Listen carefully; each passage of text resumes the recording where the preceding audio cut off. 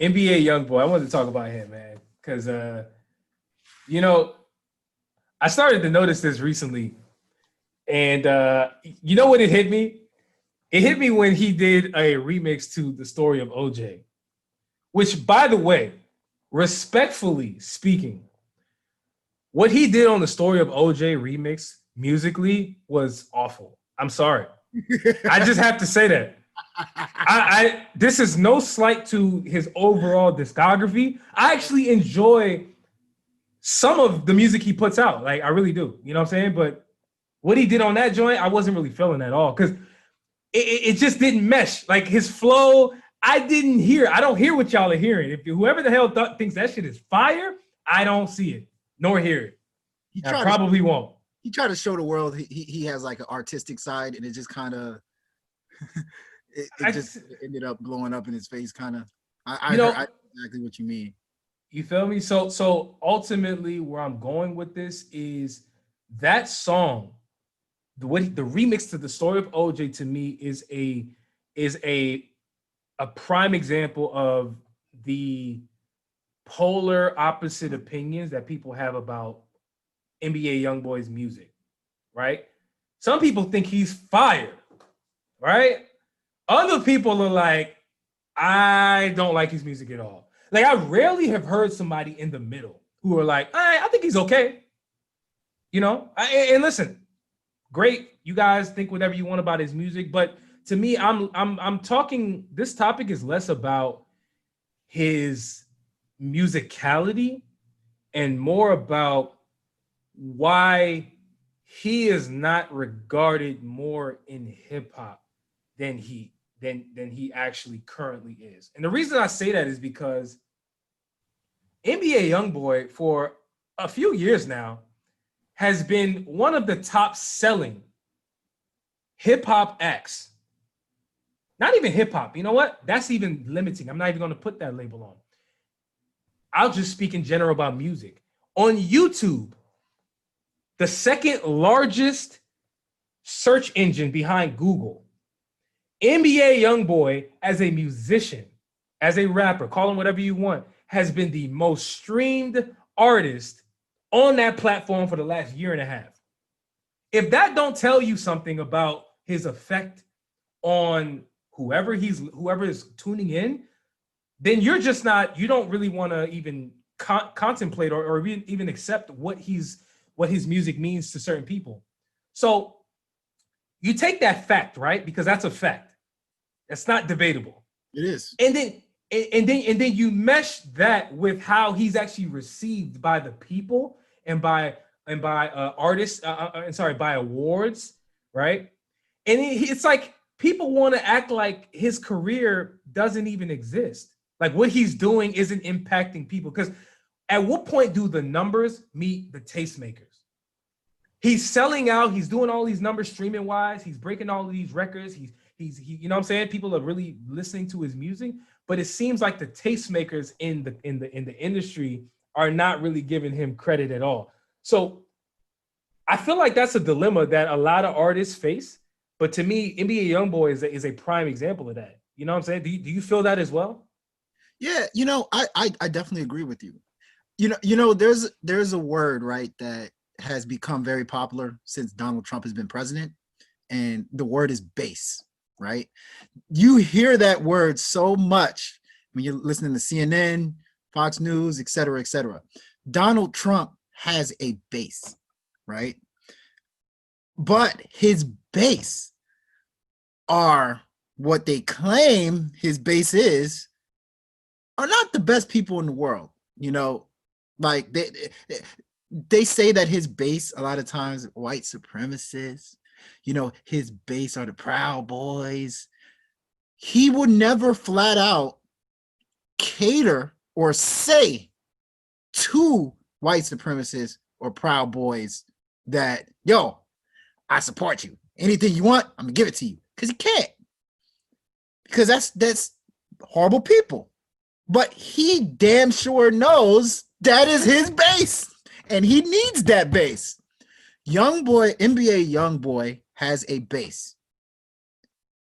His base is probably horrible people. Because think about his music.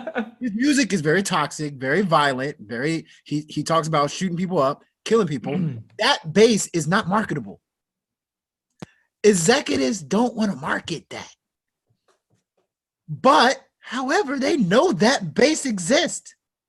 NBA Youngboy knows that bass exists and he caters to that bass, but it's a bass that people do not want to acknowledge exists. That's what I think is going on right now.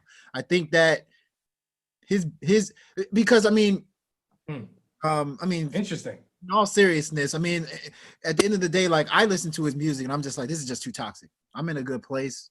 I have a nice house. You got a jacuzzi. I'm mentally stable. I don't need to hear anger. That level of anger in my life. It's I don't need it in my life. But there is some people that are listening to that music and they're just kind of understanding. They're kind of, relating to that type of angry, violent, heinous music. So okay. Look, I hear what you're saying, and I respect it, but I do want to challenge you on that a bit because here's the thing. He is not NBA Youngboy. We talking about him. He is not the only person that talks about the type of content that he talks about, right? That is even getting more notoriety in the public than him. For example, when 6ix9ine was who he was prior to the snitching shit, right? He talks about killing people. He talks about smashing your girl. He talks about all the violent shit on a regular basis, but he's being marketed to the kids. He has rainbow hair. You know what I'm saying? The appeal was much more inviting, if that makes any sense. Mm-hmm.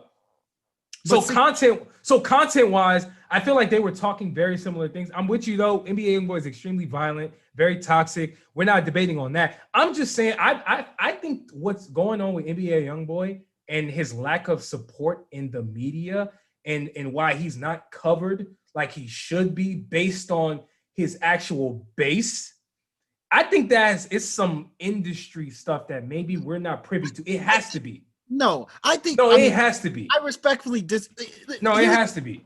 Here's the big issue, and I'm gonna speak for myself. Here's the big issue. So yes, Tekashi 6ix9ine talks about the same things. Yes, the baby talks about the same things. But when you actually see the baby talk, see him talk, when you hear him talk or you see him in person, he doesn't come across as troubled to me. NBA Youngboy seems like a troubled human being. So when you actually listen to his music on top of knowing the things that he's doing, it's very uncomfortable. It's very uncomfortable to listen to. And I'm pretty sure as an executive, it's probably very uncomfortable to market because you're marketing somebody that's troubled, that sounds troubled. And to me, I know most people are going to be like, oh, but a lot of rappers sound troubled, blah, blah, blah. No, he, to me, is one of the few rappers that are popping right now that I think is actually troubled. I listen to his music, I'm like, yo, it slaps, like the kids say. It slaps, but you guys ain't noticing that this dude kind of sounds bipolar? I don't think, but I'm gonna be honest with you. I'm gonna be honest with you. Yeah. I was gonna say, we're not Kanye. You know why Kanye's music and why Kanye is not marketed the same way? Because a lot of people now know Kanye is troubled. So when you listen to his music, you're starting to think twice, like, yo, this dude kind of moves like he has a screw loose. And so to me, but Kanye is Kanye, and we'll get to Kanye. We'll get to Kanye a little bit later on in the show. But to me, I don't feel that way. I don't think the industry cares about the shit you saying they care about. I just don't feel like they're, oh my God, this guy's really troubled, so let's not market him. I think if they can make money off of you, they would. Forget about what's going on in your personal life. To me, NBA Youngboy represents a lot of the stuff that content-wise that all these other dudes is talking about. But to me, if you listen to the story of OJ, by the way, just want to point this out. the things that were actually legible and audible that I caught. NBA Youngboy, NBA Youngboy talks a lot about ownership. He talks a lot about owning his masters and owning a percentage of it. Like, he's talking about some real boss shit that could, I'm not saying it is, it could play into, I don't know, maybe even how he's marketed. I don't know. We're speculating, obviously. We both don't know the real answers. I just noticed that for somebody that's so heavily streamed like he is, it's glaring to me how he's not propped up and presented more into the, in front of the people. It's alarming. It's very noticeable. I don't know. That's why I'm like, I don't know if you guys noticed that as well. So yeah, man, we would be speculating as we are to continue to debate this, but I do want to wrap up this topic a little bit and move on a little bit. But yeah, just something to think about, guys.